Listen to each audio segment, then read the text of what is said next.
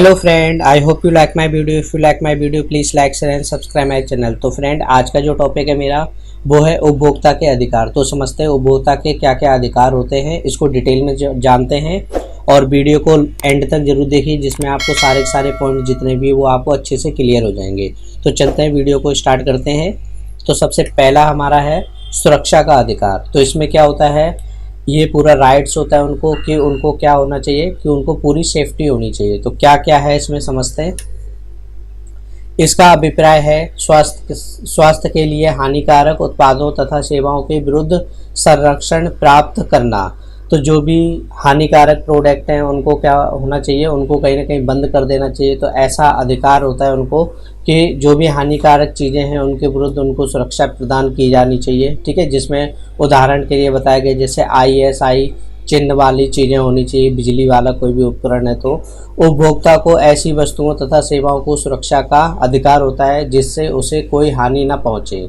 तो पहला अधिकार क्या है, राइट टू सेफ्टी। अगला है सूचना प्राप्त करने का अधिकार। तो उनको राइट से पूरा कि वो जो भी इंफॉर्मेशन चाहते हैं रिलेटेड टू प्रोडक्ट तो वो आराम से उसको ले सकते हैं। तो क्या क्या अधिकार है इसमें, जैसे उनको क्वांटिटी क्या क्वांटिटी है और कितने केजी का है और इसमें कितनी इसकी एक्सपायरी डेट क्या है। तो ये सारी इंफॉर्मेशन क्या होती है उनको प्राप्त करने का अधिकार होता है। तो समझते क्या है इसमें, उपभोक्ता का वस्तुओं एवं सेवाओं की गुणवत्ता आदि के संबंध में पूर्ण सूचना प्राप्त करना ताकि वह खरीदने से पूर्व ठीक निर्णय ले सके। तो वही है, जब तक उनको पूरी इन्फॉर्मेशन नहीं होगी तो हो सकता है वो सामान को सही प्रकार से ना खरीद पाए।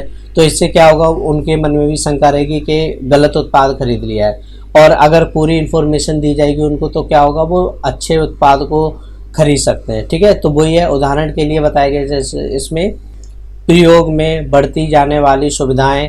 ठीक है, तो ये सारी चीज़ें क्या होती है, कहीं ना कहीं उनको सुरक्षा प्रदान करनी चाहिए, उनको ऐसा इन्फॉर्मेशन देनी चाहिए। ठीक है, तो जिससे वो अच्छे से अच्छी चीज़ें खरीद सकते हैं। ठीक है, जैसे जोखिम क्या होता है किसी प्रोडक्ट में, कि इससे क्या नुकसान होगा, क्या हानि होगी, तो उससे रिलेटेड उनको इन्फॉर्मेशन दी जानी चाहिए। अगला है चुनाव चयन का अधिकार। तो उनको चुनने का पूरा अधिकार होता है। ठीक है, वो अपनी मर्जी से अपने प्रोडक्ट को चुन सकते हैं। कोई भी शॉपकीपर उन पे दबाव नहीं डाल सकता कि आपको यही चुनना पड़ेगा, यही लेना पड़ेगा। तो ऐसा नहीं है, उनकी मर्जी है। अगर वो प्रोडक्ट को चाहते परचेस करना तो कर सकते हैं, अगर नहीं है तो नहीं कर सकते। तो चुनने का पूरा अधिकार है उनको। तो समझते इसमें क्या है, उपभोक्ता को उपलब्ध वस्तुओं तथा सेवाओं में से अपनी इच्छानुसार चुनाव करने का अधिकार है। वह किसी भी संस्था द्वारा उत्पादित किसी भी मूल गुण एवं किस्म की वस्तु पसंद कर सकता है। कोई भी व्यक्ति उसकी पसंद को अनुचित ढंग से प्रभावित करता है, यह उसके अधिकार में विघ्न माना जाएगा। तो अगर कोई भी शॉपकीपर है उसको ज़बरदस्ती कोई सामान चेप रहा है तो कहीं ना कहीं वो उसका अधिकार का उल्लंघन कर रहा है। तो ऐसा बिल्कुल नहीं होना चाहिए। अगला है शिकायत का अधिकार। अगर मान लो कोई शिकायत होती है किसी प्रोडक्ट को रिलेटेड, कुछ भी चीज़ में अगर कोई प्रोडक्ट ख़राब निकल गया, कुछ भी ये दिक्कत है उसमें, तो उसको पूरा राइट्स है कि वो क्या कर सकता है, उसकी शिकायत भी कर सकता है। तो समझते इसमें क्या है, उपभोक्ता को अधिकार है कि वह वस्तुओं तथा सेवाओं से असंतुष्ट होने की स्थिति में उपयुक्त मंच अथवा अधिकार के समक्ष शिकायत दर्ज कर सकता है। तो अपनी शिकायत को वो कर सकता है कि जो भी प्रोडक्ट है एक्सपायरी डेट वाला दे दिया या कोई भी दिक्कत आती है उसमें, अगर शॉपकीपर नहीं सुन रहा है उसकी,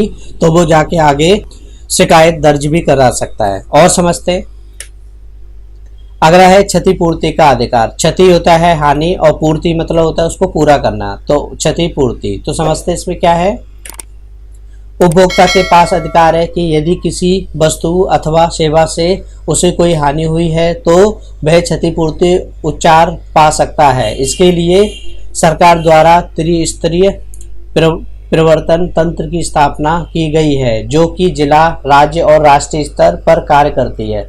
तो जो भी उसको दिक्कत हो रही है, मान लो कोई प्रोडक्ट है उसने परचेज किया और उसके दौरान उसे बहुत सारी दिक्कतें हुई, उसको बहुत सारा हानि हुआ उस चीज़ से रिलेटेड, तो वो क्या कर सकता है, शॉपकीपर से उससे क्षतिपूर्ति का नुकसान की भरपाई कर सकता है वो चीज़ की।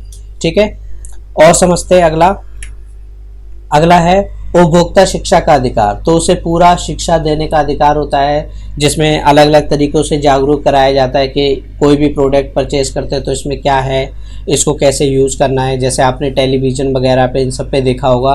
तो इससे क्या होता है कि जब उसको कोई इन्फॉर्मेशन ही नहीं होगी तो वो किस चीज़ की शिकायत करेगा, उसके क्या क्या राइट्स हैं। अगर ये चीज़ें हम उसको नहीं बताएंगे तो क्या होगा, कहीं ना कहीं वो उपभोक्ता लगातार हो सकता है ठग जाए बार बार। तो ऐसा बिल्कुल नहीं होना चाहिए। तो उसको शिक्षा का अधिकार जरूर होता है कि वो शिक्षा प्राप्त कर सकता है उस चीज़ की। तो समझते इसमें क्या है, उपभोक्ता शिक्षा का अधिकार। उपभोक्ता को आजीवन भली प्रकार सूचना प्राप्त करने तथा जानकारी प्राप्त करने का अधिकार होता है।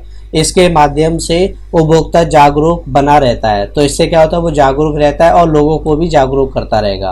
उपभोक्ता को जन संचार माध्यमों से अधिकारों और उपलब्ध उपचारों से अवगत कराया जाना चाहिए। भारत सरकार ने विद्यालय शिक्षा पाठ्यक्रम में उपभोक्ता शिक्षा को शामिल किया है तथा मीडिया का सहारा भी ले रही है। तो मीडिया में भी आपने देखा होगा, कई बार टेलीविज़न पे भी दिखाते रहते हैं, ठीक है, कि इस प्रोडक्ट को ऐसे यूज़ करना है, इसका ये फ़ायदा है, जो भी नए नए प्रोडक्ट आ रहे हैं उसको कैसे यूज़ करना है, ये सारी चीज़ें उसमें दिखाते हैं।